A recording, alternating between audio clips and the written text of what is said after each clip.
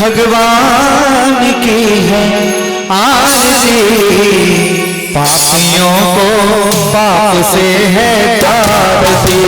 भागवत भगवान की है आरती, पापियों को पाप से है तारती।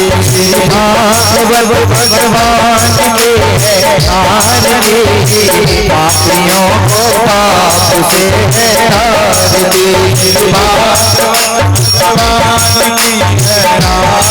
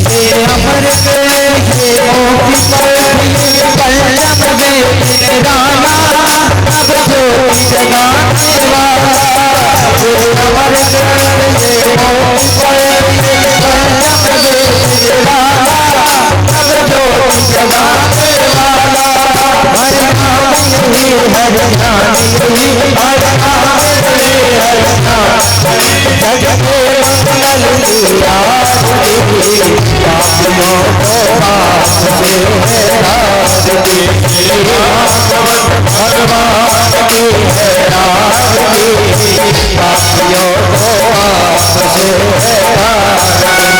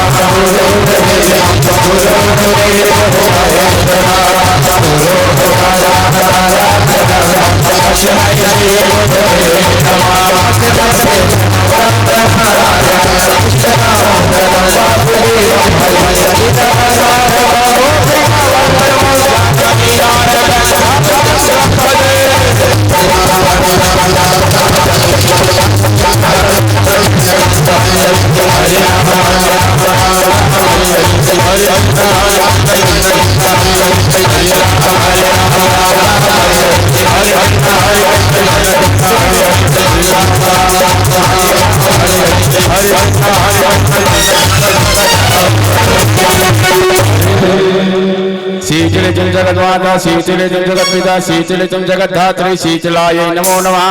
नीराजामि अर्पणामि प्रणवामि नमामि आराधिक्यं समर्पयामि। ध्येयो शान्तिरन्तरिक्षं शान्ति पृथ्वी शान्ति प्रभा शान्ति रोगदेह शान्ति वनस्पतिः शान्ति ऋषिः शान्ति ब्रह्म शान्ति सर्वगं शान्ति शान्तिः।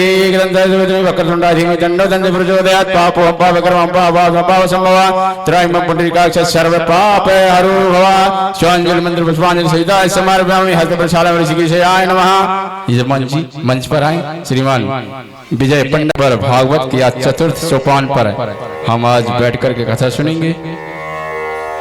ओम अज्ञानतिमिरालस्य ज्ञानाञ्जनशलाकया चक्षुरोन्मीलितं येन तस्मै श्री गुरुवे नमः। एकं नित्यं विमलमचलं सर्वधी साक्षभूतं भावातीतं त्रिगुणसहितं सद्गुरुं तं नमामि। बोलो व्यास जी महाराज की जय। सभी बैठ जाओ।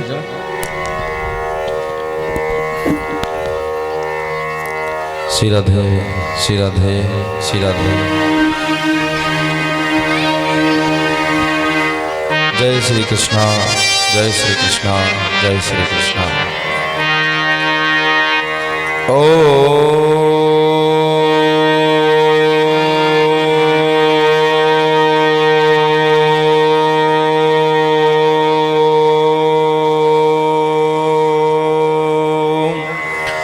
श्री गणेशाय नमः। श्रीमद्भागवत पुराणाय नमः। श्री जानकी वल्लभाय नमः। ओम नमो भगवते वासुदेवाय नमः। गजाननं भूतगणाधिसेवितं भवेद्जम्बो फलचारुभक्षणम्।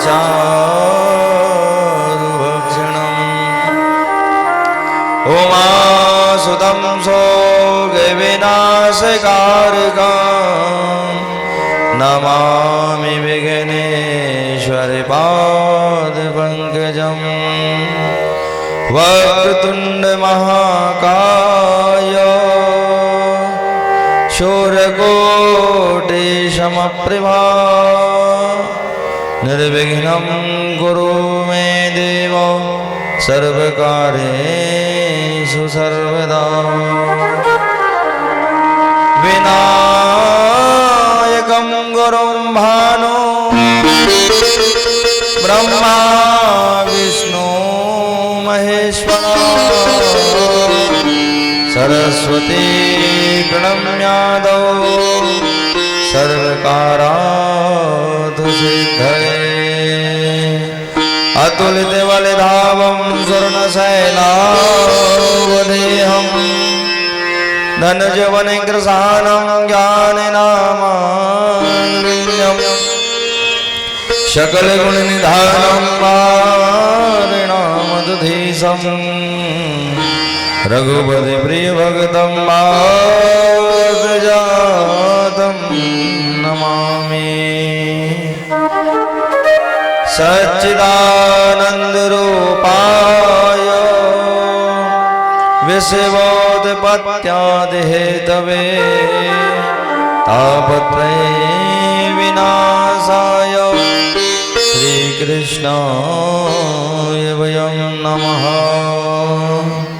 जयन्ती मंगला काली भद्रकाली कपालिनी दुर्गा क्षमा शिवा धात्री स्वाहा सुधा नमस्तुते।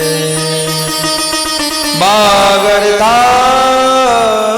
विविसंप्रत्तौ वागर्ता प्रतिपत्तये जगदेकनाथाय जगतः पितरौ वन्दे पार्वती परमेश्वरौ गंगातरङ्गरमणी जटाकलापा गौरी निरंतर विभो सितवाम भागम नारायण प्रियमदङ्गमदापहार वाराणसीं पुरपतिं भज विश्वनाथम्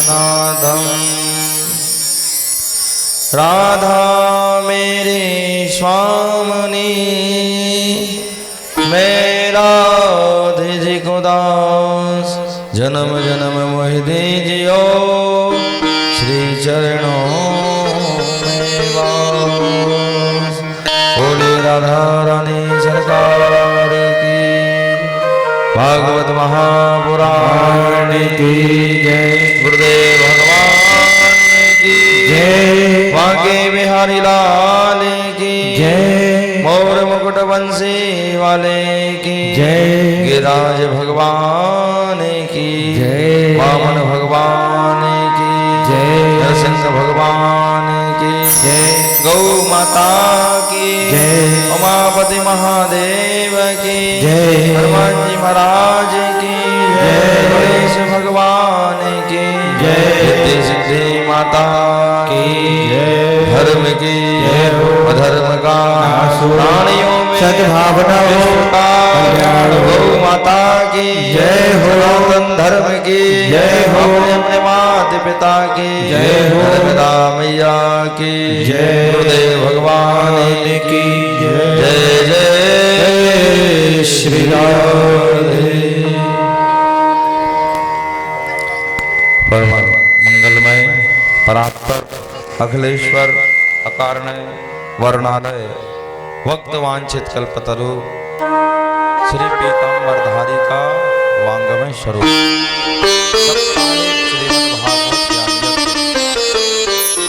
आज चतुर्थ दिवस की वेला में प्रवेश करेंगे।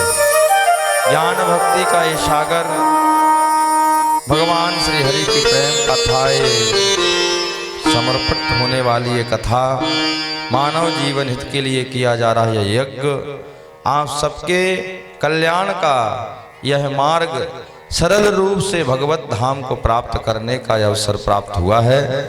सभी माताएं भाई बंधुजन दूर दूर अंचल से पधारी हमारी माता हमारे भाई बंधुजन हमारे श्रोतागण हमारे यजमानगण और माँ भगवती सत्यवती देवी धाम के हमारे विजय श्री पंडित जी और हमारी सभी यजमान में बैठे माता श्री हमारे आचार्यगण हमारे संगीत पार्षदजन सब मिलकर भगवत नाम का यह चतुर्दिवस का दिन का कथा का श्रवण करके अपने जीवन का भगवान श्री हरि के चरणों का आश्रय लेके उदय करेंगे। कहते हैं जो भी भक्त चौथे दिवस की कथा को श्रवण करता है उन्हें 4 प्रकार की भक्ति का फल प्राप्त होता है।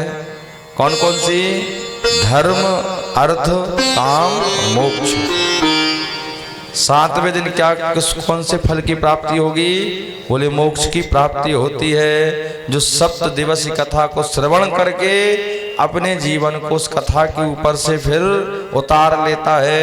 धीरे धीरे धीरे धीरे जब बहुत समय व्यतीत हो जाता है तो भगवान की कृपा हमारे ऊपर फिर होने लगती है।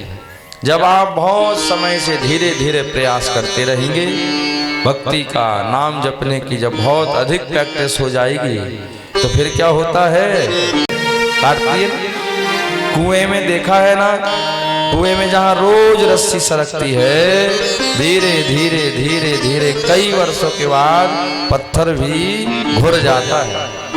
ऐसे ही जीव है जब धीरे धीरे नाम लेता है कई वर्ष निकल जाते हैं तो धीरे धीरे परमात्मा के व्यास में पहुंच जाता है और भगवान की कृपा धीरे धीरे हमारे जीवन को प्राप्त हो जाती है। और जब इस जीव को भगवत कृपा प्राप्त हो जाए तो ये ऑटोमेटिक संसार का सब सुख भोगने लगता है और इस संसार की महिमा को अपने जीवन में उतार के सरल धाम से भगवत धाम की प्राप्ति को प्राप्त कर लेता है। सबसे छोटा सा सरल मार्ग है जीवन का। मनुष्य हित के लिए किया जा रहा है ज्ञान यज्ञ। चौथे दिवस की कथा को श्रवण करेंगे और भगवत कृपा को प्राप्त करके अपने धाम में जहाँ पर भी जीवन जी रहे हैं वहाँ आनंद प्राप्त करेंगे और इस लोक का सुख भोगते हुए अंत में भगवान के धाम में पहुँचेंगे। दोनों नेत्र बंद करके भगवान से ही विनय करना है कि हे प्रभु, जब इस संसार को हम छोड़ें तब आप एक क्षण हमारे जीवन को देख लेना और जब तक इस संसार में हैं तब तक कृपा भरी दृष्टि से हमारे जीवन को देखते रहना। आपकी दृष्टि से ही हमारा जीवन उज्जवल हो जाता है। इसलिए सब भगवत नाम का कीर्तन करते हुए आज चौथे दिवस की कथा में प्रवेश करेंगे। बोलिए भागवत भगवान की।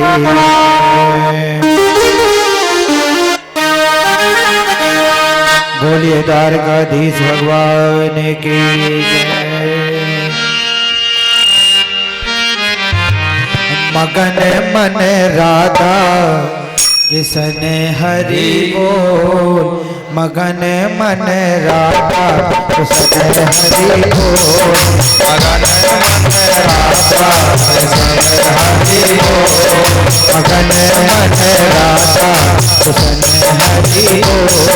मगन मन राधा कृष्ण हरि बोल।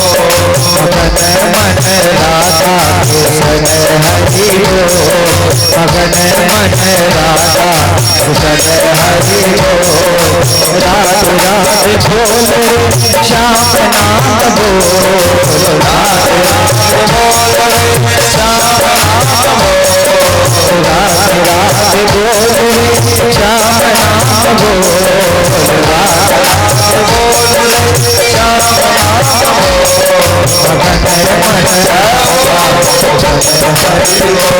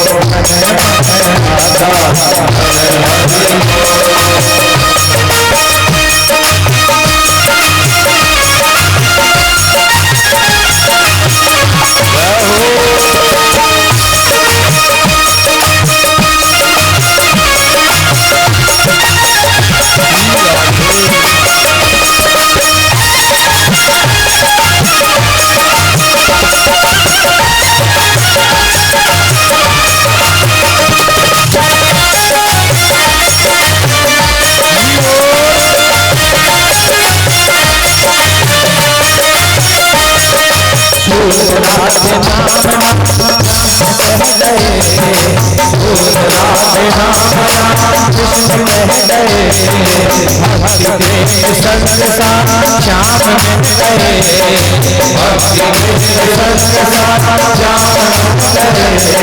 अपने मन भाता कृष्ण हरि को, अपने मन भाता कृष्ण हरि को।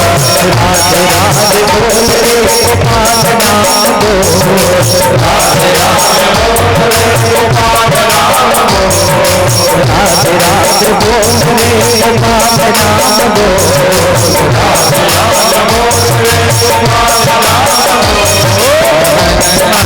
राधे बोले गोपाल नाम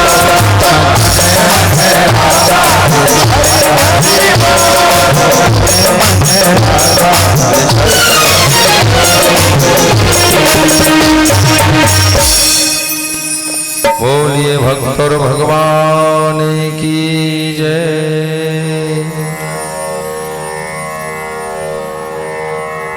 कल भगवान श्री हरि का पवित्र पावन वामन भगवान की कथा आपने श्रवण करी।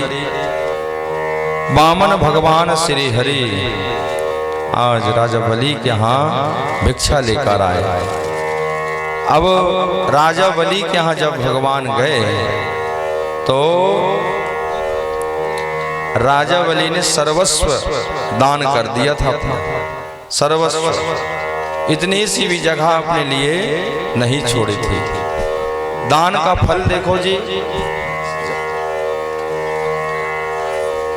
देने की देर है राजा बलि की, और थोड़ी देर के बाद में राजा बलि को इतनी सारी चीजें प्राप्त हुई हैं कि जिसका कोई अंदाजा नहीं लगा सकता। इतने लोगों की प्राप्ति कराई है भगवान ने। भगवान बताना चाह रहे हैं कि संसार में जब जीव हमारे ऊपर समर्पित भाव से अनेक अनेक वस्तुएं दान करता है तो फिर उसके जीवन में कई गुना वस्तुएं उसे प्राप्त हो जाती हैं। आपने किसान को देखा, किसान एक बोरा गेहूं की बोहनी करते हैं खेत में। जब एक बोरा गेहूं की बोहनी हो जाती है तो फिर क्या होता है, धीरे धीरे किसान मेहनत करके, उसे रात दिन मेहनत करके 2, 4, 6 दिन व्यतीत होते हैं तो खेत जो है हरा हरा दिखने लगता है? जैसे ही हरा हरा दिखने लगता है तो फिर प्रसन्नता प्रकट हो जाती है किसान के मुखमंडल में।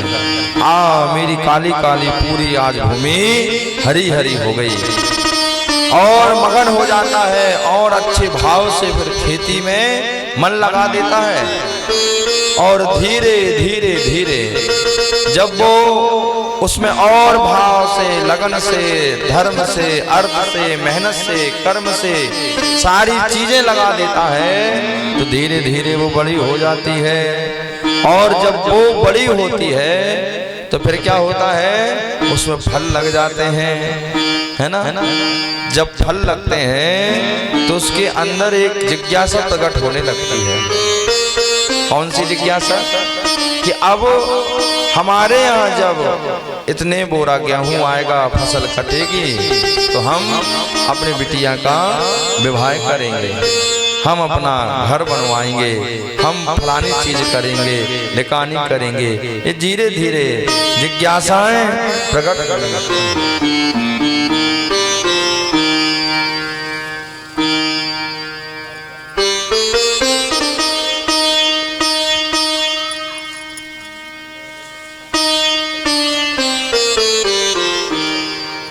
बोलिए भागवत भगवान की। चाह गई चिंता नसी मनवा वे परवाह, जिसको कुछ ना चाहिए सो वही शहंशाह। इस संसार में, इस संसार में जिसने अधिक चिंता कर ली अपने जीवन की, वो फिर जीवन का सुख नहीं भोग पाता। और जिसने चिंताओं का त्याग कर दिया, भगवान की भक्ति और आनंद के साथ जीवन जिया, तो कहते हैं वे संसार का शहंशाह वाला जीवन जीने लगता है। फिर ऑटोमेटिक उसके जीवन में एक ताकत प्रकट हो जाती है और धीरे धीरे इस संसार में वो आनंद से प्राप्त होता है। तो क्या है, जैसे किसान मन से भक्ति से जब खेती करता है, सेम ऐसे ही भक्ति भी है। जब भगवान से जुड़ोगे तो पहले पहले बहुत मेहनत करना पड़ती है। ऐसे थोड़ी भक्ति करना भी सरल नहीं है भैया। मन को रोकना, एक जगह बैठना, चित्त को रोकना, फिर भगवान का नाम लेना, ये भी हर किसी के बस की बात नहीं है फ्री में, यहाँ कुछ पैसा नहीं लगता। लेकिन इतनी देर कथा सुनना, कथा सुनते सुनते बैठना, बैठने के बाद भगवान की कथा को श्रवण करने के बाद चित्त में उतारना, ये भी हर किसी के बस की बात नहीं है। वही बैठ सकता है जिसके ऊपर भगवत कृपा है, वही सुन सकता है जिनके कानों में भगवान ने बहुत ताकत दी है, वही मानसिक भक्ति कर सकता है जिनका मन पवित्र है, भावनाएं श्रेष्ठ हैं, वही उन्हीं के बस की बात है सब। तो भगवान की भक्ति कैसी बताई है, आज सब कुछ समर्पित कर दिया है राजा बलि ने। प्रभु अब कुछ नहीं चाहिए।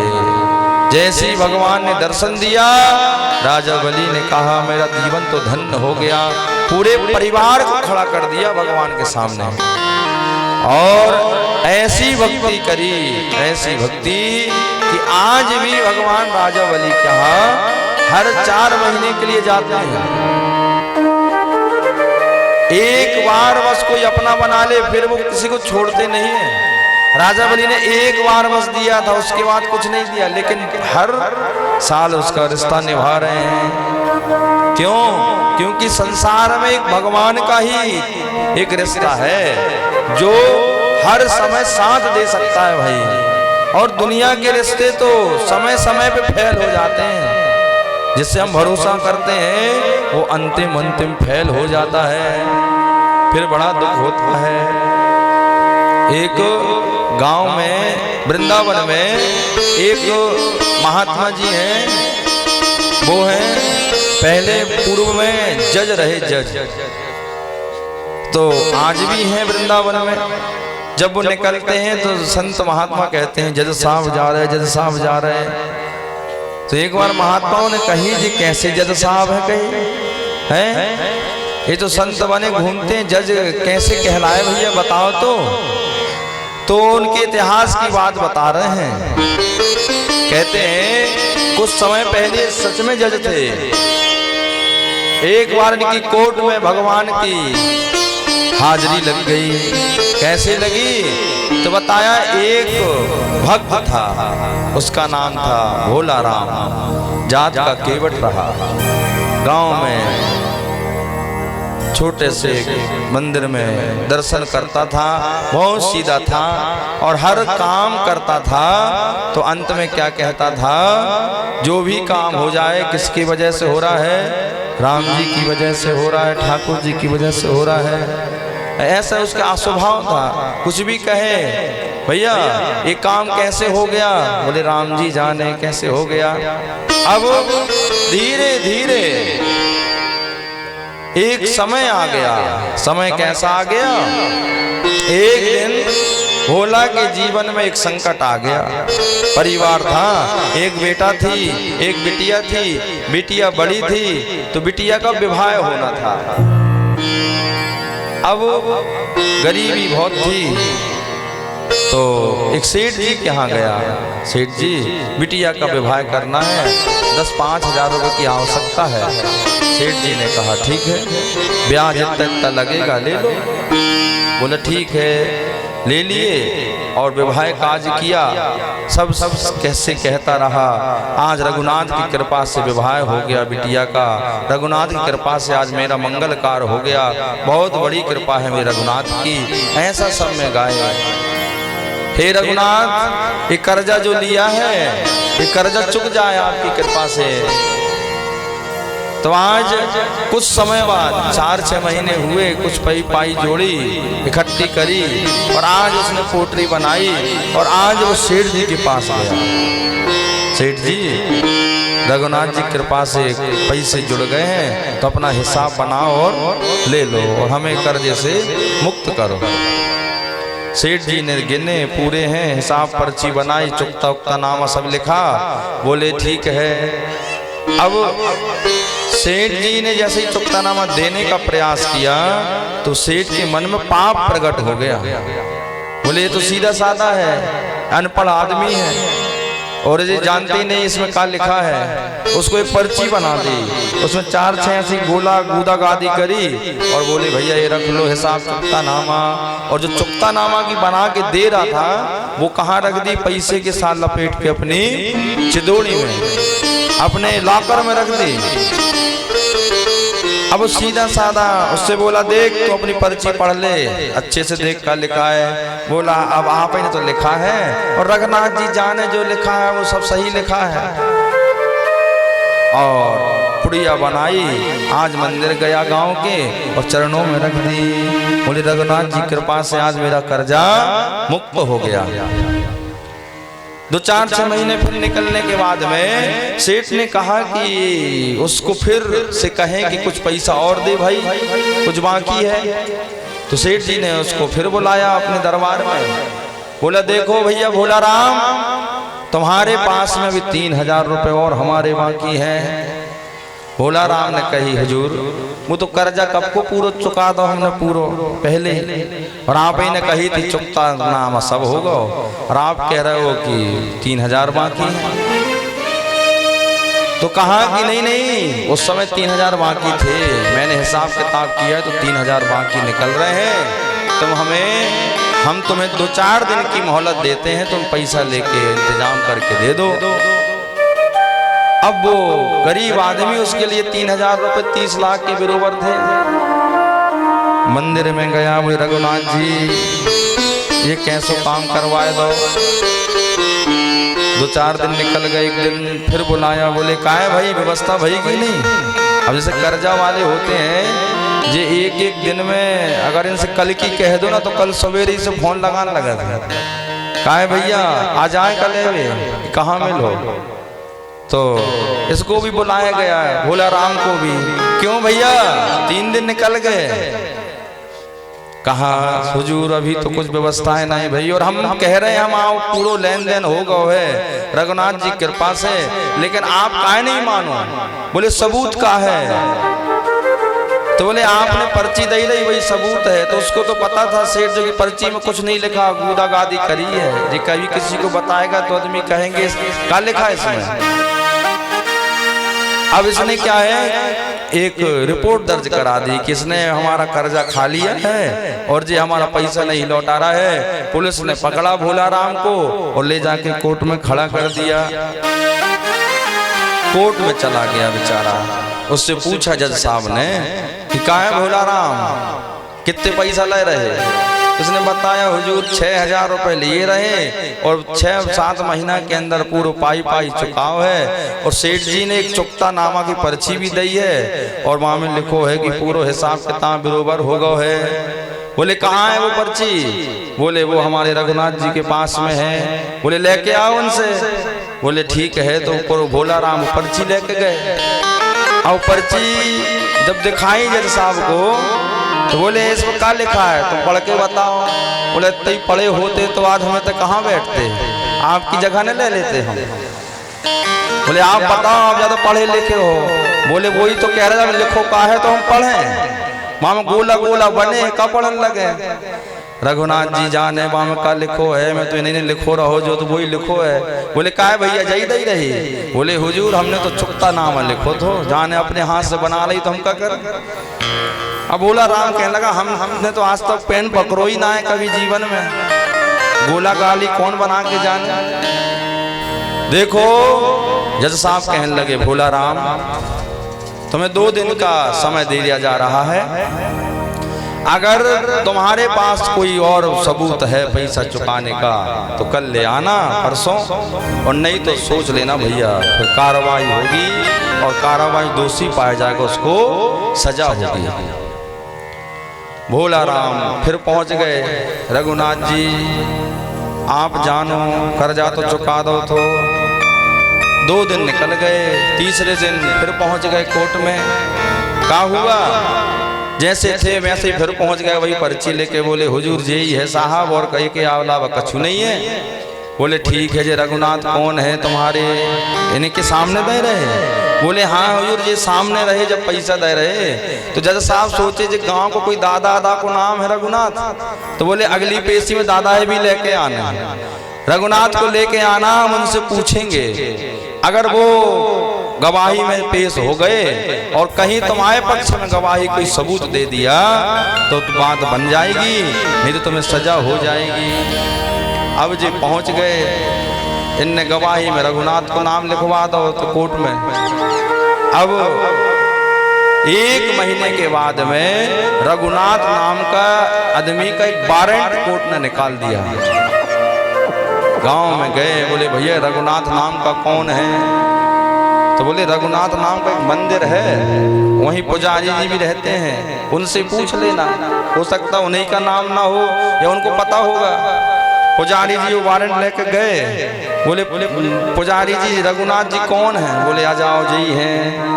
बोले वारंट आओ, बोले रख दो तो तय आओ है तो उनने रहे तो वो भैया वहीं वारंट रख दिया। अब पुजारी जी ने कहा प्रभु हमने आपके नाम पे आज तक मालाएं खूब देखी, फल फूल खूब देखे हैं, वस्त्र भंडार अन्न के दान देखे, लेकिन जो वारंट कहाँ से ले आए तुम्हारे नाम को आज वारंट आ गया। पुजारी जी को रात में सब पता चला कि सिस्टम का है, भोला राम ने ऐसा ऐसा कहा रहा होगा तो भेज दिया होगा। भोला राम आए रात में, बोले वारंट आ गया है, अब क्या करें? बोले रघुनाथ जी जाने कल हम पहुंच जे हैं, खड़े हो जे हैं। अब भैया सवेरे प्रातः काल आज पुजारी जी भगवान का श्रृंगार कर रहे हैं और आज बढ़िया सुंदर वस्त्र पहना रहे हैं। क्यों? आज पुजारी जी कह रहे हैं हे रघुनाथ जी आज आपको गरीब की लाज बचाना है। वो बहुत गरीब है, बहुत दयालु है, बहुत सज्जन है, बहुत सीधा है, और आज आप उसकी लाज बचाना ही पड़ेगी। आज उन्हें अच्छे अच्छे वस्त्र पहनाए, बढ़िया इतर लगाए, माला पहनाए। आज गांव के बाहर जाना है तो सज धज लो थोड़ी, बढ़िया श्रृंगार किया है, विनय किया है। और भोला राम कचहरी में पहुंच गए। साहब ने कहा भोला राम आ गए? बोले जी हजूर। बोले तुम्हारे गवाह कहाँ हैं? बोले बस आते ही होंगे। अब बहुत देर हो गई तो वो जो कोर्ट में अंदर बुलाने पुकारने वाले रहते हैं उनने बोला कि आ गए होंगे कि नहीं? बोले बाहर होंगे, आवाज लगाओ। तो 3 बार गए, बोले रघुनाथ हाजिर हो, रघुनाथ हाजिर हो। तीसरी आवाज लगाई तो सामने एक दादा खड़ा रहा। बोले का है रघुनाथ, तुम ही हो का? बोले हाँ हुजूर हम ही हैं। बोले आओ तो काय खड़े हो बाहर, कब से बुला रहे हैं? दादा आ गया वो। बोले रघुनाथ जी हैं? बोले राम जी जाने जी होंगे। हैं का है भैया तुम्हारे सामने दे रहे पैसा? बोले हाँ जी। कब दे रहे? बोले फलानी तारीख में दे रहे। बोले इससे पूछो सेठ जी से। रघुनाथ जी दादा कह रहे हैं कि जे सेठ जी से कहो कि तुम्हारे फलाने नंबर की लाकर में इतने इतने पैसा गिन के रखे हैं और उसी में एक पर्ची भी लिपटी रखी है और वहाँ में चुकता उक्ता नामा सब लिखो है, पक्को बिल है वो, ऐसे कहो कि वो निकाल के लाए। अब जैसी रघुनाथ जी दादा ने ऐसी कही वो सेठ पसीना पसीना हो गो। बोले हमारे अलावा पर्ची कोई नहीं जाने। दादा है कहाँ से पता चल गई जब पर्ची कहाँ रखी है, कहाँ लिपटी रखी है, कौन सी तारीख में दे, सब लिखो है वहाँ में। अब वो अगबका गो भैया। 4 पुलिस वाले बार सेठ जी के घरे गए, लाकर खुलवाओ। पर्ची आई, देखी तो बोले जा पर्ची? बोले हाँ हजूर जा में तो सब लिखो है, चुकता नामा, गवाही हो गई रघुनाथ जी की। चले गए। अब भोला राम से पूछी जे रघुनाथ जी तुम्हारे गांव के कहाँ रहते हैं? तो भोला राम ने कहा वो तो राम जी जाने कहाँ रहते हैं। अब उस जज साहब शाम को फुर्सत भय तो बोले भोला राम के एक बार दर्शन कर लें। और तो आज वो भोला राम के पास जज साहब कहने लगे वो चलो उनके पास, कहाँ है उनका घर? तो आज भोला राम ने कहा उनका घर तो ये है। बोले ये तो मंदिर है। बोले हाँ ये ही उनका घर है। आज जज साहब को जैसे ही पट खुलवाए और पट खोलने के बाद जैसे ही उनके दर्शन हुए हैं रघुनाथ जी के, तो आज सेम वैसे ही स्थिति में भगवान खड़े हैं, वही कोट वाली स्थिति में, वही डंडा लेके आज जज साहब को वही स्वरूप दिख रहा है जो उनकी कोट में खड़े होके दिखाया था। आज सेम वैसे ही डंडा लेके खड़े हैं, वैसे ही वेशभूषा है। जैसे ही जज साहब की दृष्टि पड़ी, भैया जज साहब हो गए पागल, कहने लगे वाह रे रघुनाथ तुम कितने सरल हो, आज हमारी कोट में तुम खड़े खड़े चले गए और हमें दर्शन दिए चले गए और हम समझ ना पाए। आज के बाद ऐसी नौकरी को हमें कोई काम को नहीं। कहते उस दिन से नौकरी त्याग गई, सब कुछ त्यागा। बोले भैया रघुनाथ कहाँ हैं? बोले वृंदावन में है। तो आके वृंदावन में वास कर लिए, हमारी कोट में खड़े खड़े चले गए। तो बोले आज के बाद हम भी कभी नहीं बैठेंगे। हम बैठे रहे, रघुनाथ खड़े रहे और रघुनाथ खड़े खड़े बोलते रहे और रघुनाथ बोलते बोलते चले गए। आज कहते हैं कई वर्षों तक तो जज साहब बैठे नहीं, कई वर्षों, क्योंकि भगवान खड़े खड़े चले गए। ऐसे ब्रज में आज वो संत हैं जिन्हें पागल बाबा के नाम से लोग जानते हैं। वृंदावन में कभी गए, पहले ही एक मंदिर है पागल बाबा के नाम का है, पागल नाम के बाबा थे, यही रहे। तो लोग इनसे कहते तुम इतनी अच्छी हीरा सी नौकरी छोड़ रहे, तुम पगला गए हो। बोले हाँ हम तो पगला ही गए हैं। जौन भगवान की भक्ति को पा लेता है, भगवान के स्वरूप को पा लेता है भैया, फिर वो संसार में आम इंसान बन के नहीं रह सकता। दुनिया तो कहेगी तू पागल हो गया। मीरा भी ऐसी हुई थी, हैं? मीरा कैसी थी? तो बोले मीरा जी ऐसी थी, मीरा जी हर समय भगवान का नाम लेती थी, हर स्थिति में भगवान को भजती थी। मीरा जी का नियम था कि जो कुछ भी जीवन में अर्पित करना है सबसे पहले कन्हैया जी ठाकुर जी को अर्पित करना है। मीरा जी को अंत में जब राणा जी परेशान हो गए तो इसे विष दे दिया है। कल बताया था ना कि जो कुछ भी खाओ पियो पहले कहाँ लगाओ? भोग लगाओ। हो सकता कभी तुम्हें कोई विष पिला दे तो बच जाओगे, ठाकुर जी को भोग लगा दिया तो है। मीरा जी का नियम था। मीरा जी क्या करती थी, जब भी कुछ पाती थी तो पहले ठाकुर जी को भोग लगाती थी। और राणा ने गिलास भर के विष भिजवा दिया कि आज के बाद इसका और मेरा संग छूट जाए, मेरा जीवन इससे तंग आ गया है। और ले जाके हरा हरा विष दे दिया। विष भगवान के सामने प्याले में भोग लगा दिया। बोले नित्य नित्य रोज लगाओ रसिया, राम रसिया मेरे प्रभु मन बसिया। जैसे ही भोग लगा उसके बाद मीरा जी ने पिया तो मीरा जी क्या हुआ, राणा जी ने कहा कि देख के आओ, हो सकता है मीरा मर गई हो, बहुत देर हो गई। जब सब गए तो मीरा क्या कर रही थी, मीरा दीवानी होके प्रभु के भजन को गा रही थी। मीरा दीवानी हो गई रे, मीरा मस्तानी हो गई, मीरा दीवानी हो गई, मीरा मस्तानी हो गई। प्रेम रंग में रंगी सुनरिया हो, मेरा दीवानी हो गई, मेरा मस्तानी हो गई। प्रेम रंग में रंगी सुनरिया हो,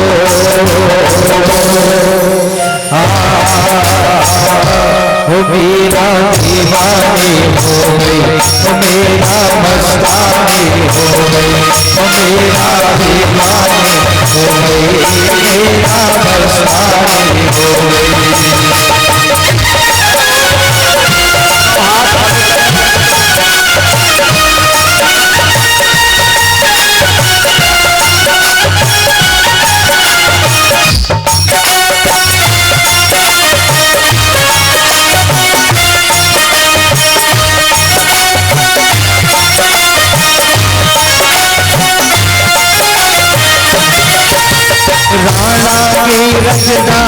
छोड़ी लो लाज सब छोड़ी राणा के रंगदाने छोड़ लो लाज सब छोड़ी रंग श्याम के रंग में जो मीरा की होली रंग श्याम के रंग में जो मीरा की होली खबरिया श्याम रंग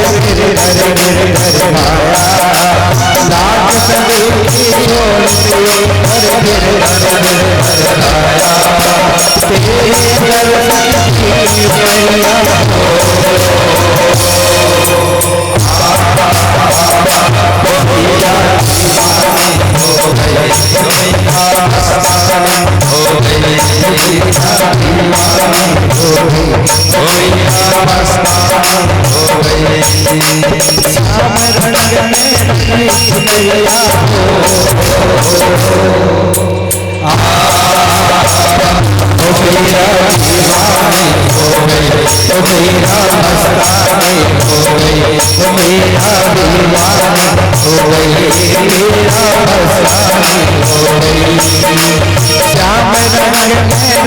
नरिया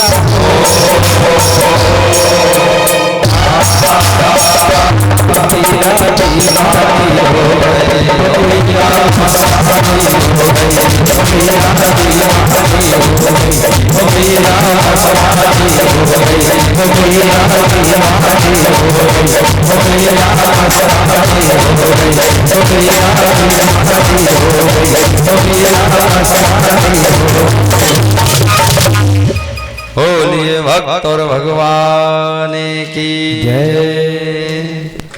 बड़ी परमात्मा के बस में हो जाता है तो संसार में फिर वैराग्य उत्पन्न होने लगता है। फिर लगता है कि संसार में अब कुछ भी सत्य नहीं है, सत्य तो केवल भगवान का धाम है। धीरे धीरे भगवत कृपा को प्राप्त करके वो धीरे धीरे भगवान धाम तक पहुंच जाते हैं। ऐसा हुआ है। ऋषभदेव जी के पुत्र भरत जी, ऋषभदेव जी महान त्यागी रहे। उनने जीवन में कभी किसी चीज को अपना नहीं बनाया। ऋषभदेव जी के बाद भरत जी की कथा आती है। भरत जी जो हैं बड़े त्यागी थे। भरत जी ने जब देखा कि मेरे पिता इतने बड़े त्यागी हैं, दिन भर रात दिन भगवत नाम को लेना, भगवत धाम की याद करना, भगवान की कृपा निधान का ध्यान करना और धीरे धीरे उनके ही वचनों का पालन करना, ऐसा ऋषभदेव जी का काम था। आज अपने पिता के जीवन का चरित्र जब उठा के देखा भरत जी ने, तो भरत जी ने कहा ऐसे ही मेरा भी जीवन होना चाहिए। कहाँ पहुंच गए आज सीधे दामोदर कुंड पहुंच गए। कहने लगे कि आज भगवान का कीर्तन गृहस्थ में, इसलिए क्योंकि गृहस्थ में बहुत सारी परेशानी भी होती हैं और धीरे धीरे जो होता है गृहस्थ में कई प्रकार की परेशानी आ जाती है। इसलिए भजन जो है एकांत में बताया है। आप घर में रहोगे, सब रहेंगे परिवार में तो मन नहीं लगेगा, है? बच्चा रो रहा है, कहीं कोई चिल्ला रहा है, कहीं कुछ बोल रहा है। और भजन के लिए क्या चाहिए? बिल्कुल एकांत जगह। एकांत में भजन करोगे तभी तो परमात्मा से तक मिल पाओगे। और जब तक या तो घर में इतने साधन ना हो कि कोई डिस्टर्ब करे, तो आज भरत जी ने सोचा कि एकांत वाली जगह चलें। तो कहाँ पहुँच गए? दामोदर कुंड पहुँच गए। ये दामोदर कुंड कहाँ है? ये नेपाल में है।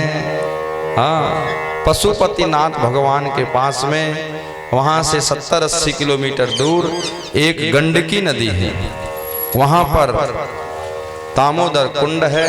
उस दामोदर कुंड में सालग्राम भगवान स्थापित होते हैं। वहीं पर सुंदर वन था, सुंदर जगह थी। आज बर्फीली हवाओं के बीच में सालग्राम भगवान का एक विग्रह रखा और धीरे धीरे उनका भजन कीर्तन करने लगे। जब उनका भजन कीर्तन करने लगे तो क्या हुआ? धीरे धीरे उनको वैराग्य उत्पन्न हो गया। अब वन में गए थे भक्ति करने, सब जगह तप किया, ये अच्छी बात है। लेकिन जैसे ही वन में क्या हुआ, एक हिरन से दोस्ती हो गई, हिरन के बच्चे से। एक हिरन नदी पार कर रहा था, उसी समय बीच में हिरनी पार कर रही थी, ये वहीं बैठे हुए थे। उसके ऊपर दृष्टि पड़ी और जैसे ही दृष्टि पड़ी तो क्या देखा कि वो पार कर रही है। और जैसे ही पार किया तो उसका एक बच्चा हुआ। बच्चे को इनने देखा कि कहीं जल में डूब ना जाए, जल में बह ना जाए, तो धीरे से इनने क्या किया, उठा लिया बच्चे को और अपनी कुटिया में ले आए। अब हिरन को बचाना ये तो धर्म है, किसी बहते हुए को, डूबते हुए को बचाना ये धर्म का काम, ठीक है। लेकिन ले आए, उसको अपनी कुटिया में पाल लिया। पाल के धीरे धीरे बड़ा हुआ तो उससे प्रेम हो गया भरत जी को। अब ऐसा प्रेम हुआ कि अगर वो कोई दिन कुछ खाए ना तो इन्हें भी भूख ना लगे। वो अगर कोई कष्ट में पड़ जाए तो इन्हें भी कष्ट होए। धीरे धीरे दोनों की ममता एक सी हो गई। धीरे धीरे इतना प्रेम हुआ कि एक समय हिरण जो था वो संसार छोड़ देता है, तो इसकी याद में ये भी रोने लगे। भरत जी रोते रोते ऐसे रोए कि अंतिम में जब इनके भी प्राण निकले तो उसी की याद में करते करते निकल गए। हिरण की मृत्यु ही इनका अंतिम हुआ। भरत जी दूसरे जन्म में क्या हुआ? हिरण बन गए। देखो इस संसार में जब अंतिम समय जो याद करता है जिसकी, उसको वही योनि प्राप्त होती है। अंतिम समय अगर आपने संसार के लोगों को याद किया तो इन संसारी वासियों में फिर फंस जाओगे। इसलिए अंतिम में क्या करना चाहिए? यहाँ भरत जी से गलती हो गई कि अंतिम तो कम से कम अपना तप याद कर लेते, जो करने आए थे वो याद कर लेते, उसे भूल गए और अंतिम में जिससे प्रेम था उसे याद कर लिया। संसारवासी लोग भी यही करते हैं। अंतिम कहते हैं भगवान को याद करो, भगवान को बुलाओ, तो भगवान की याद किसी को नहीं आती। बोले नाती कहाँ है, एक बार जाते जाते और देख लें। हैं बेटा कहाँ है, उसे बुला दो, जाते जाते और देख लें। अरे जिंदगी भर देखा, जब तृप्त नहीं हुए अब जाते जाते में कौन सी तृप्ति मिल जाएगी। अंतिम में अगर कहीं थोड़ा सा भी भगवान का नाम ले लिया तो काम बहुत बड़ा बन जाएगा। आज चूक हो गई भरत जी से, और भरत जी ने क्या किया? आज अंतिम समय हिरण का नाम लिया, दूसरे जन्म में हिरण बन गए। अब देखो हिरण बने तो हिरण बनते समय भी उस योनि में, हिरण की योनि में भी इनको वैराग्य है, क्योंकि हर व्यक्ति के पूर्व जन्म का कुछ ना कुछ रहता है। आपके घर में भी जब कोई बालक होता है, अगर वो बहुत बड़ा कुछ पहले रहा होगा, कोई सन्यासी, कोई महात्मा, कोई अच्छा, तो कुछ न कुछ गुण इस योनि में भी आ जाता है। ये संबंध है। आज हिरण की योनि में है, लेकिन वैराग्यता कौन सी है? पिछले जन्म की। आज हिरण खाते हैं सब हरी हरी घास, यहाँ जो भरत जी खा रहे हैं सूखी सूखी घास हैं। इसमें भी कीड़े होते हैं, कहीं ऐसा ना हो मेरे से पाप हो जाए। हिरण सोच रहा है, सोचो, हिरण सोच रहा है मेरे से कहीं पाप ना हो जाए, क्योंकि ज्ञान पूरा भरा है। धीरे धीरे पूरा जीवन जिया वैराग्य के साथ। अंत क्या होता है? अंतिम में जब मृत्यु हुई तो फिर दूसरे जन्म में ब्राह्मण के यहाँ जन्म ले लिया। अब जहाँ जन्म लिया वहाँ पर तो ब्राह्मण जी का देव का घर था। वहाँ कौन सा काम होता था? यजमानी वाला, पूजा पाठ वाला काम होता था। अब पूजा पाठ करना इनका देखते रहे।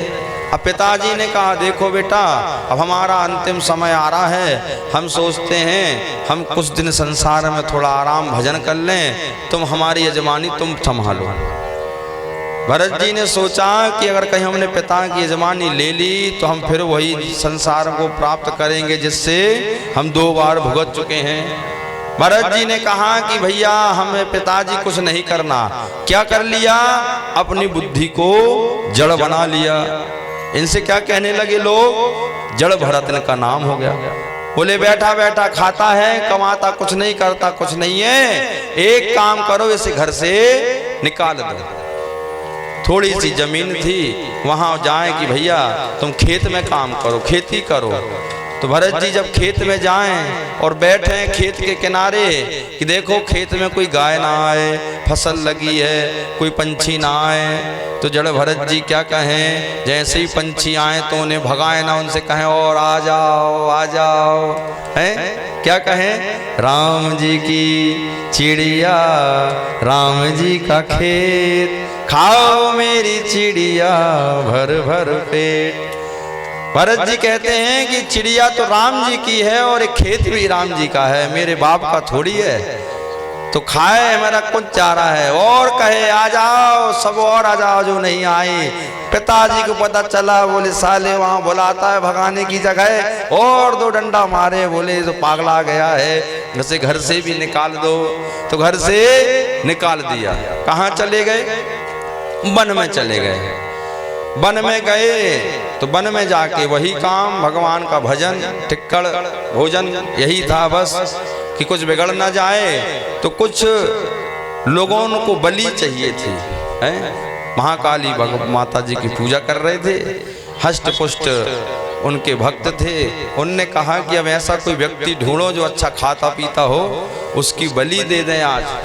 और तो ढूंढा तो वन में ये मिल गए। अब जे सन्यासी महात्मा थोड़े अच्छे रहते हैं, इनको पकड़ा और ले गए। बोले जे ही ले आए हैं जो मिला है। बोले ठीक है, इसको सामने रखो, आज इसी की बलि देंगे। अब इनको नहीं पता, इनने बोला कल मरना है तो आज ही मरो सही, और अच्छा है पिंड छूटे जीवन से, तुम ही हमारी बलि दे दो भैया। पकड़ लिए, सामने खड़ा किया। ऐसी कृपा हुई माँ भगवती सामने महाकाली प्रकट हो गई और जड़ भरत जी को उनसे बचा लिया। भाग गए जितने बलि देने वाले थे सब। अब एक उसी जगह में फिर पहुंच गए तो वहां से निकल रहे थे तो एक राजा रहुगण का एक काफिला निकल रहा था। 4 पालकी के लिए एक भक्त की कमी पड़ गई तो देखा जी अच्छा हष्ट पुष्ट है, इसे पालकी में रख लो, ये पालकी सही उठाएगा। अब जड़ भरत जी को जब पालकी में रखा तो जैसे चिटिया चीटा नीचे निकले, जड़ भरत जी उचक जाए। अब जी उचके तो ऊपर जो अंदर बैठा है उसका, अब अंदर जो पालकी में बैठा है, जब कोई नीचे वाला उठे तो ऊपर वाले का क्या हाल होगा, उसका खोपड़िया लगे और ऊपर। वो कहे क्यों पगला गए हो का नीचे वाले हैं, ऐसे क्यों चढ़ रहे हो? बोले हुजूर हम नहीं चढ़ रहे, जे नया नया पालकी वाला आया है जे उचक रहा है। अब जे उचक रहा है, अब उसको समझाओ कि अंदर कौन बैठा है। रहुगण राजा है भाई, पहला पहला बार आया है, इसको समझा दो ताकि दोबारा ऐसी गलती ना करे। आज इनको समझाया कि देखो भैया पालकी कैसे उठाना है। अब पालकी के अंदर बैठे वाले की भी चिंता करो, समझाया, लेकिन उनका स्वभाव ही ऐसा था। अब दोबारा फिर कभी चीटा चिटिया आए तो फिर उसके, अब रहुगण का दिमाग खराब हुआ। बोलो उतारो पालकी नीचे, मैं देखता हूं कौन है।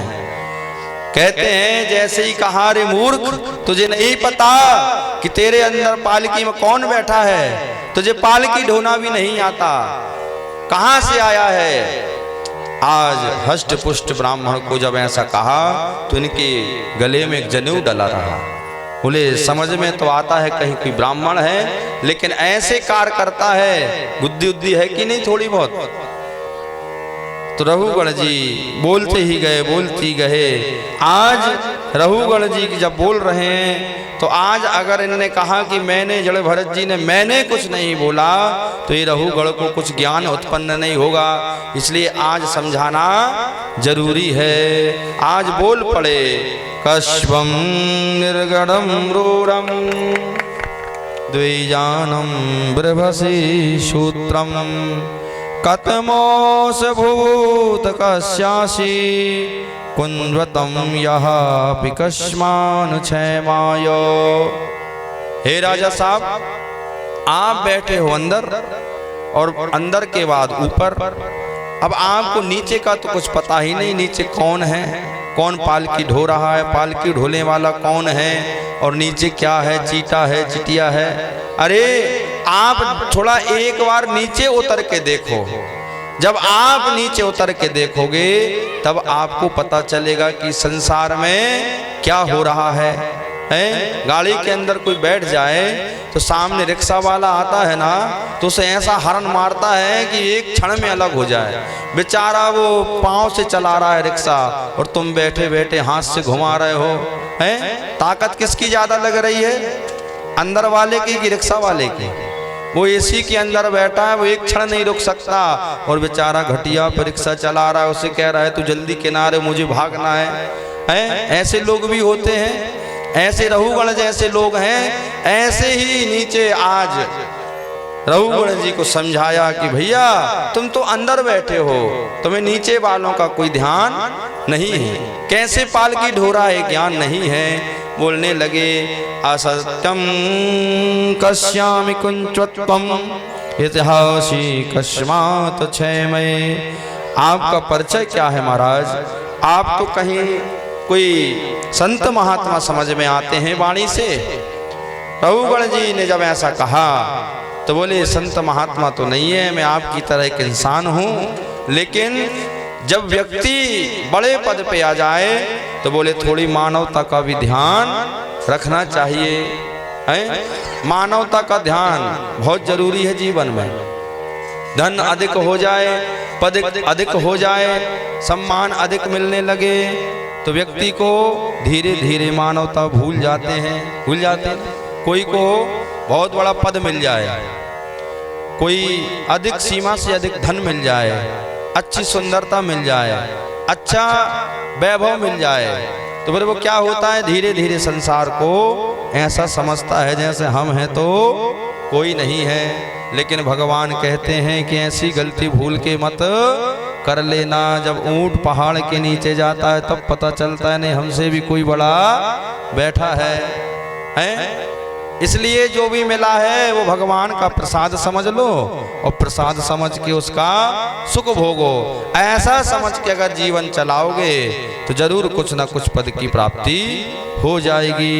अहम पुरा भरतो नाम राजः विमक्तो तुष्ट श्रुतंग बंधवा आराधनम भगवतम विदमनो मृगो भग मृग सिद्धिदार्थम। आचार्य सुखदेव जी कहते हैं हमारे भारत देश में 3 भरत जी हुए हैं, एक जड़ भरत, एक दुष्यंत नंदन भरत और एक भरतलाल जी, राम जी के छोटे भ्राता। इसलिए तीनों भरत ने बहुत भक्ति की इस देश के अंदर, इसलिए इसका देश का नाम पड़ा है भारत देश। तीनों भरत ने बहुत त्याग किया है, तीनों भरत ने पग पग में भक्ति की है, तीनों भरत ने हर एक नीति का ज्ञान बताया है। भरत जी ने देखा ना, राम जी ने सब कुछ सौंप दिया था लेकिन भरत जी ने इतना सा भी सुख नहीं भोगा। जैसे मेरे भैया रह रहे हैं वन में, वैसी कुटिया अपने लिए बनवाई थी, वैसे ही 14 बरस सब चीजों का त्याग किया था। ऐसे वैभव को प्राप्त करने के बाद भी सब तुच्छ समझा और मानव धर्म निभाते हुए भगवत कृपा को प्राप्त किया है। कहते हैं धीरे धीरे आज 3 भरत ने इस संसार में जन्म लिया है। तीनों ने इस प्रकार से अनेकों प्रकार से भगवान की भक्ति बताया है। अहो अनिशाम किम कारी शोभनम प्रसन्नम येषां विशुदुतं स्वयं हरि ऐर्जयनं लभदं रपो भारताजरे मुकुंद सेविकं स्फिराहि। इस संसार में सबसे पहले बताया है कि संसार में मनुष्य शरीर के लिए सब तरसते हैं। 84 लाख योनि हैं, उसमें क्या कहते हैं, अहो अनिशाम किम कारी शोभनम प्रसन्न ऐसाम स्वयं हरि। हे प्रभु मुझे एक बार मनुष्य बना दो, मनुष्य बना दो, फिर मैं आपकी भक्ति देखना कैसे करूंगा और ऐसी भक्ति करूंगा। देखो देखो आराम से उसे निकलने दो, ऐसे भगाओ नहीं भैया।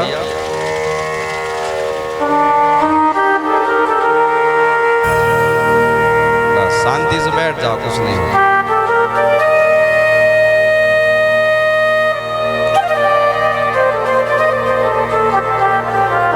बैठ जाओ शांति से, निकल गई, कुछ नहीं हो। बोले भागवत भगवान की जय। एक बार बस मुझे मनुष्य बना दो। और मनुष्य भी कहाँ बनाओ, तो बोले इस भारत देश के अंदर बनाना है प्रभु। ऐसी भक्ति करूंगा आपके नाम की कि मैं आपको दोबारा फिर से पुनः प्राप्त करूंगा। भारत जैसा देश कहीं नहीं है भैया। पूरी दुनिया घूम आओगे, नई नई जगह सबको अच्छी लगती है, लेकिन हमेशा स्थित रहने के लिए अगर है तो वो है भारत देश। इस भारत की भूमि का जो असर है वाकई में आनंददायक है। यहाँ की भूमि, यहाँ का संस्कार, यहाँ की भाषा और यहाँ का भोजन ये अलग ही है। आप कभी जब किसी दूसरे देश में जाएंगे ना तो आपको 1-2 दिन बस अच्छा लगेगा, बस नया नया है इसलिए। लेकिन वहाँ के जब माहौल को देखेंगे तो आप कहोगे कि नहीं भैया हमें अपनी भूमि अच्छी लगती है, क्योंकि जाके देखा है इसलिए बता रहे हैं कि अपने देश के जैसे कहीं जगह नहीं है। यहाँ हर एक समय का भोजन है। हर 3 महीने में अलग अलग वैरायटी का भोजन है। हर 3 महीने में अलग अलग ऋतुओं का परिवर्तन है। हर 3 महीने में अलग अलग व्यंजनों की भोजन की प्राप्ति होती है। अलग अलग फलों की प्राप्ति होती है कि नहीं। अभी ठंडी आई है, देखो ठंड का आनंद ले रहे हैं कि नहीं सब हैं। रात में बढ़िया भोजन, फिर गरम गरम कपड़े हैं, प्रातः काल फिर गरम गरम पानी से स्नान, और फिर अनेक अनेक तरह की भाजियों का भोजन है। हो रहा है कि नहीं। ये कहाँ है? बोली इसी देश में लाल भाजी है और सबकी भाजी है लाल पीली हरीरी, और कहीं नहीं है भैया। इसलिए ये देश महान बताए क्यों, यहाँ पर हर चीज उपलब्ध है। भजन करना है तो आपको सरल साधन भी है।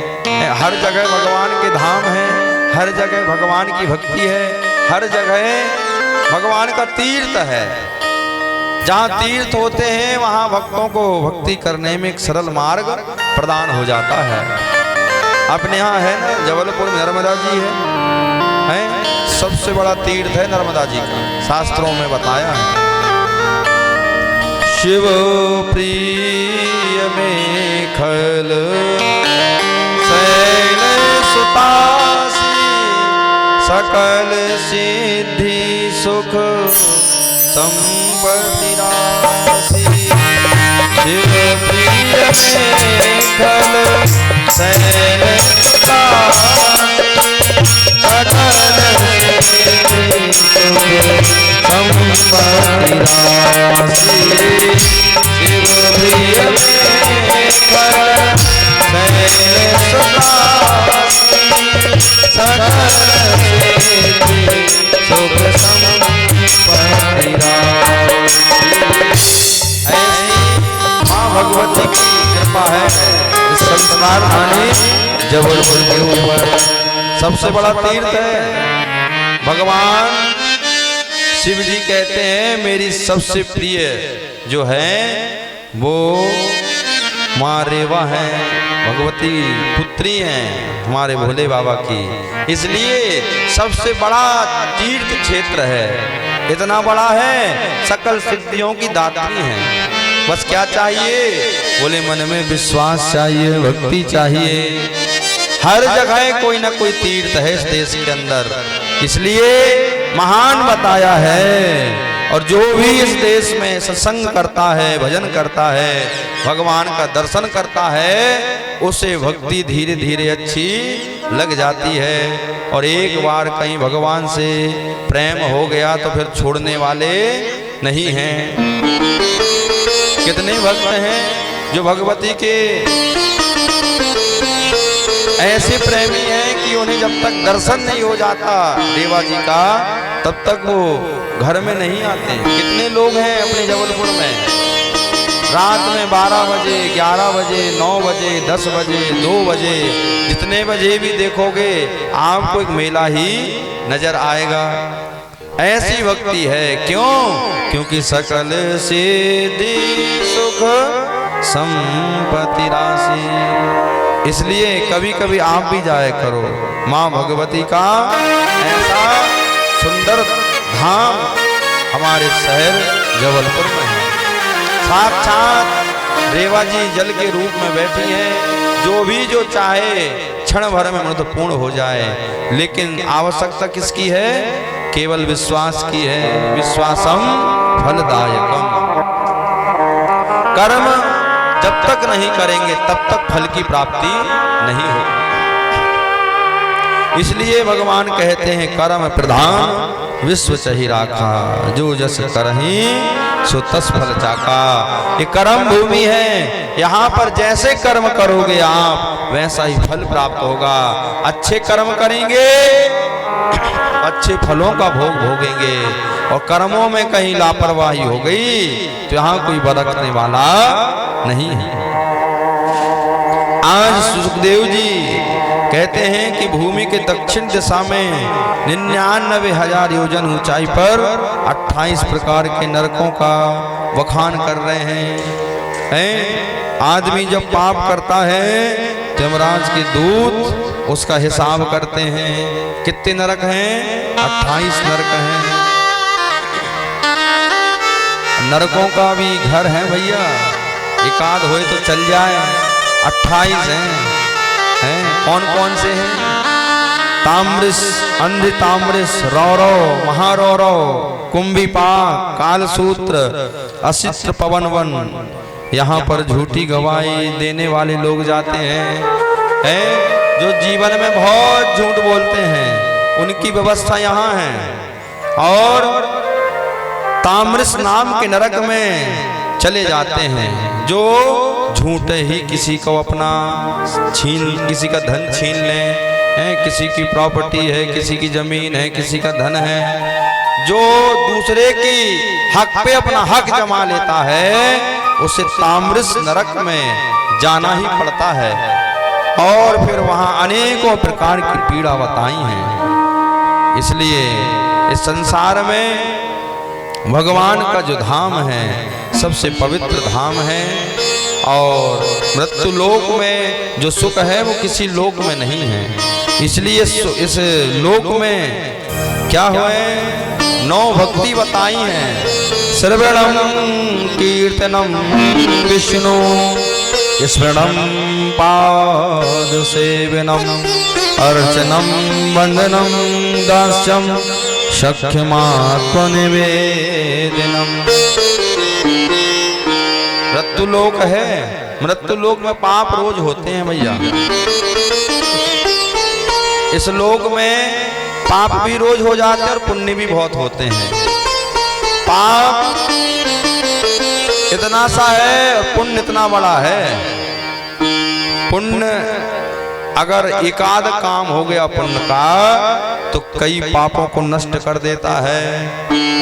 आप 7 दिन कथा सुनोगे आपके हजारों करोड़ों पाप नष्ट हो जाएंगे, बैठे बैठे हो जाएंगे, कुछ करना नहीं पड़ेगा। और इसमें कहीं कुछ कर लिया, अपना श्रम दान कर लिया, धन दान कर लिया, अन्न दान कर लिया, अनेक दान बताएं यज्ञ में, तो और कुछ फायदा और हो जाएगा। और कुछ नहीं, क्या केवल कथा सुनी 7 दिन, उसमें भी बहुत सारे पाप आपके नष्ट हो जाएंगे। श्रवणम कीर्तनम यश, ये कथा श्रवण कर रहे हैं, इसका भी बहुत बड़ा फल बताया है। कथा में कीर्तन भी होता है, कीर्तन का भी बहुत बड़ा फल है।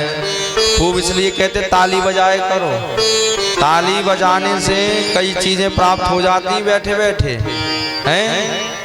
ताली तो बजा लिया करो, ताली बजाओगे तो ब्लड प्रेशर हाई और लो नहीं होगा, हैं? हाँ, अब न बजाओ, जब बजवाए जब बजाइए, और ब्लड प्रेशर हाई लो नहीं होगा आपका, बिल्कुल स्थिर हो जाएगा। बीच का कांटा ऐसे ही हो जाएगा, ना ऐसा होगा ना ऐसा होगा, हैं? और नहीं तो ऐसा हो जाता है तो कैसा चक्कर आने लगते हैं, धुंधला धुंधला दिखने लगता है। इसलिए कथा कह रही है खूब बजा लो ताकि तुम इन सब चीज से निवृत्ति पालो। भजन में कीर्तन में खड़े होके कुछ पैरों का भी सेवा किया करो। पैरों की सेवा से पैर भी कहते हैं कि हमें भी यहाँ का आनंद चाहिए, हम और कहाँ लेंगे यहाँ का आनंद। घर में कर नहीं सकते क्योंकि सासू माँ है, पूरा परिवार है, घर में नृत्य करेंगे तो कोई बाहू पगला गई है, हैं? रोड में कर नहीं सकते, वो लोग मोहल्ले के लोग कहेंगे देखो फलाने की बहू कहाँ नच रही थी रोड में। इसलिए पैर कहते हुए यहाँ तो कम से कम बंदिश नहीं है, यहाँ तो सब कुछ कर सकते हैं। बहाना है, यहाँ तो भागवत हो रही है, कीर्तन हो रहा है। इसलिए श्रवणम, कथा जो श्रवण करता है वो भी फल प्राप्त करता है, जो ताली बजाता है वो भी फल प्राप्त करता है। जिसके पास भगवान ने थोड़ा बहुत कुछ दिया है वो उस कथा में उपयोग करता है धन का, उसे भी फल प्राप्त होता है। अर्चनम वंदनम है, जो वंदन भी करना चाहिए, ये विप्र देवता है, इन्हें प्रणाम करना चाहिए। हैं जो ज्ञानी हैं उन्हें सिर झुकाना चाहिए उनके सामने से। कहते हैं जो ज्ञानी लोगों को, जो आयु में बड़े हैं, जो ज्ञान में बड़े हैं, बल में बड़े हैं, धन में बड़े हैं, इनको हर समय प्रणाम करना चाहिए। हैं ज्ञानी को प्रणाम करोगे आप, जब आपको ज्ञान की आवश्यकता पड़ेगी तो जो फ्री में मिल जाएगा। हैं ये भैया जी अपने वाले हैं, दे दो थोड़ा सा इन्हें। हैं कोई बलशाली व्यक्ति को प्रणाम करोगे, कहूँ आपको आवश्यकता पड़ जाए तो वो भी एक आध आपके कहने में किसी को दे देगा, क्योंकि रोज दोस्ती वाले हो। हैं जिसके पास धन बहुत है, माला माल है, और आप उसकी गली से निकल रहे हो, भैया राधे राधे जय राम जी की करोगे, और कभी आवश्यकता पड़ जाएगी तो कुछ ना कुछ कृपा करेगा। इसलिए चार लोगों को प्रणाम किया करो, फ्री की चीज है, कोई पैसा लग रहेगा, और आवश्यकता पड़ेगी तो आपको कुछ प्राप्त भी हो जाएगा। इसलिए अर्चनम वंदनम दास्यम शक्रमात्मा निवेदनम, कीर्तन करने से बहुत फल की प्राप्ति होती। दास कभी कभी सेवा भी किया करो, हैं कभी कभी सेवा भी करना चाहिए। सेवा का मौका अगर कहीं मिल रहा है ना, ये भी भक्ति बताई है। हैं ये नहीं सोचना चाहिए कि इसमें सेवा में भी बहुत बड़ा फल है। कहते हैं यज्ञ में या तो धन से सेवा करो, या मन से सेवा करो, या शारीरिक सेवा करो, 3 दान है। अगर धन नहीं है तो चिंता मत करो, इन हाथों से सेवा करो। हैं झाड़ू लगाना चाहिए जहाँ यज्ञशाला बनी है, जहाँ भगवत पंडाल बना है, हाथों की सेवा है।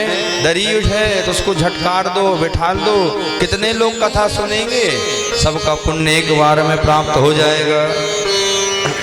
ये दास्यम, ये भक्ति का बोध है, इसलिए कभी कभी ये भी किया करो। अब अमद भक्ति और मद भक्ति, मद भक्ति मांगने वाली भक्ति है, इसे सकाम, कुछ काम ना जिसमें छुपी होती है, और एक होती है निष्काम भक्ति, जो कोई चीज की आवश्यकता नहीं है, और जब ये होने लगती हैं तो धीरे धीरे जीवन अच्छा बनने लगता है, निखार आने लगता है। और फिर उसके बाद में जब भी ये सब प्राप्त हो जाए तो फिर किसी से ईर्षा द्वेष भाव ये नहीं करना है। ईर्षा समझे कैसे कहवे, अच्छो अच्छो किसी को घर बन जाए तो देखो फिर आंखें कैसी कहती हैं, देखो तो री पता ही नहीं चल रहा वो कैसो बनत जा रहा है। किसी का अच्छा दिखे ना तो कभी जलन मत करो, प्रसन्नता होना चाहिए। अच्छा है, भगवान आपको खूब तरक्की करे, खूब उन्नति करे, खूब पद की प्राप्ति हो। और आपने कहीं बीच बीच में